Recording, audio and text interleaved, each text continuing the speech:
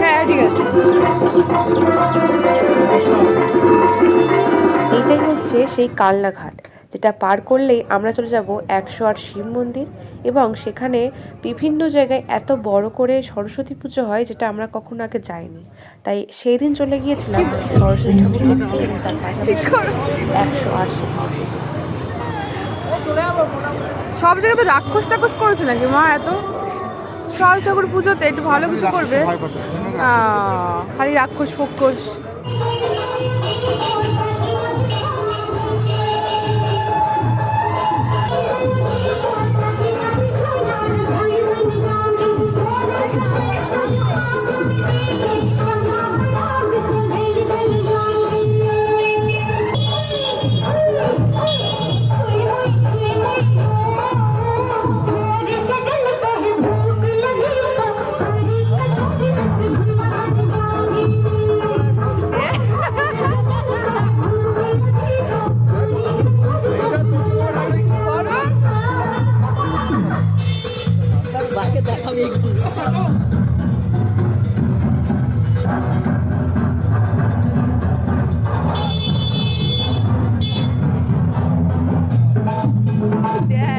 যাও যাও যাও না, তাই যাও।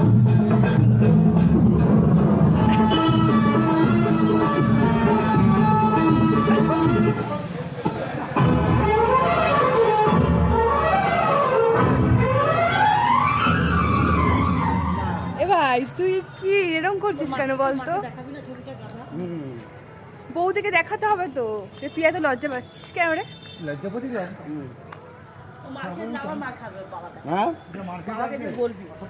দাদা দাদাকে সব বলবো, তুই একটা ছবিতে আসিস নি, একটা ছবি তুলিস নি তুই। আজ দেখলাম একসাথে 108টা শিব মন্দির, যেগুলি ছিল 200 বছরেরও বেশি পুরনো। হ্যাঁ, আজ গেছিলাম কালনা। কালনা পশ্চিমবঙ্গের পূর্ব বর্ধমান জেলার একটি পৌর অঞ্চল। ভাগীরথীর পশ্চিম দিকে অবস্থিত এই শহরটি অম্বিকা কালনা নামেও জনপ্রিয়। কালনার অন্যতম দর্শনীয় স্থান হচ্ছে 108টা শিব মন্দির। শোনা যায় মহাদেবকে স্বপ্নে পেয়ে 1809 সালে মহারাজ তেজচন্দ্র বাহাদুর এই ইটের তৈরি আটচালা মন্দিরগুলি নির্মাণ করেছিলেন। এই মন্দিরগুলি ঠিক দুটো রাউন্ডে বিভক্ত এবং 108 শিব মন্দিরের সামনেই রয়েছে রাধা মদন জিউর এই মন্দির। ভিডিওটি ভালো করে দেখলে বুঝতে পারবেন মন্দিরের কারুকার্যগুলি কি নিখুঁত এবং খুবই অসাধারণ। পাশাপাশি মন্দিরে বিরাজমান রয়েছে মহাদেব। দেখতে পাচ্ছেন আমি এখানে মহাদেবকে দর্শন করলাম এবং তারপরে সুন্দর সুন্দর কিছু মুহূর্তগুলি ক্যামেরা বন্দি করলাম। দিনগুলো তো চলে গেছে, কিন্তু দেখুন স্মৃতিগুলো আজও আমার কাছে স্পষ্ট আছে। আমি মা বাবার একটু ভিডিও করে দিচ্ছিলাম। এই ভিডিওটি ভালো করে লক্ষ্য করে দেখবেন মন্দিরের কারুকার্যগুলি কতটা নিখুঁত এবং সেগুলি এখনো পর্যন্ত আমার নিখুঁত মনে হচ্ছে। তার মানে কি এখনো ভালো আছে। কিছু কিছু জিনিস ক্ষয় হয়ে গেছে যেটা দেখলাম, কিন্তু খুবই সুন্দর। এখানে দেখতে পাচ্ছেন আমি আমার বাবার সাথে একটু ভিডিও করছিলাম। বাবার হাত ধরে আমি ঘুরছিলাম, মাকে বলছিলাম মা একটু আমার ভিডিও করে দাও। কি করছিস? ফোনের মধ্যে আসতে চাই না, কেমন বাবা এরা, কি করে দেখে না সবাই। হ্যাঁ, বেশিরভাগ সময় আমি আমার মা বাবার ভিডিওগুলি ক্যাপচার করি, কিন্তু মাঝে মাঝে আমি আমার বাবাকে মাকে ফোন দিলে তারাও কিন্তু আমার ভিডিও তুলে দেয়। হয়তো তারা পারে না ঠিকভাবে, কিন্তু শিখিয়ে দিলে তারা অবশ্যই খুব সুন্দর করে করে। কিছু কিছু ভিডিওতে আমিও রয়েছি, সেগুলো আমার মা নিশ্চয়ই আর নয়তো বাবাই তুলে দিই। আর যেহেতু শরীরটা খারাপ ছিল, তো আমাদের তাড়াতাড়ি বাড়ি আসতে হতো, তাই কয়েকটা মাত্র আমরা সরস্বতী মা দর্শন পেয়েছি। এর পরই দেখতে পারবেন আমরা খুব জোর 5-6টা মতো সরস্বতী মাকে দেখেছি।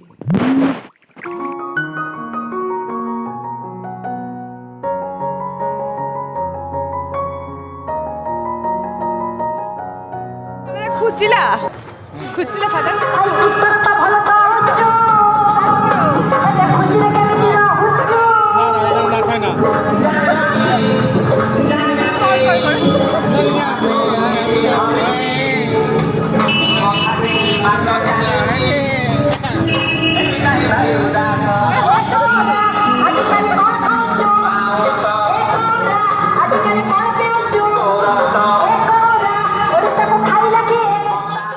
জানি না এটা কি গান বা কখনো শুনিও নি। আর এখন আমার মনে নেই ওটা কী গান ছিল। আমি শুধু বাবাকে বলছিলাম, বাবা এই গান তো বুঝতে পারছি না, তুমি কিছু একটা গান করো এবং নাচো। আর মা আমার দেখতে পাচ্ছ পেছনে আসছে, ওটা আমার একটা ভাই হয়, তারাও আসছে। আর আমার বাবা দেখো কি গান বুঝতেও পারছি না, বাবার নাচ এসছে, বাবা নেচে দিচ্ছে বিন্দাস। ঠিক আছে, এরপর আমার মাও আসবে দেখো। আমি জাস্ট এগুলোই তুল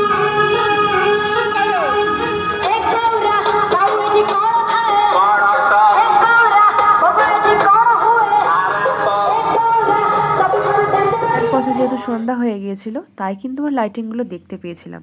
আর এটা হচ্ছে বৈতরণ। দেখতেই পেলে আমরা যখন বাড়ি আসছি তখন মানুষ যাচ্ছে এবং কতটা ভিড়। আর মন্দিরের পাশেই রয়েছে মহাপ্রভু, সেখানে একটু দর্শন করে আমরা বাড়ি চলে আসলাম। ভিডিওটি ভালো লাগলে লাইক না করলেও চলবে, কিন্তু কমেন্টে হরে কৃষ্ণা রাধে রাধে কিন্তু লিখতেই হবে। আজকের ভিডিও এইটুকুই। সবাই ভালো থাকবেন, সুস্থ থাকবেন। হরে কৃষ্ণা, রাধে রাধে।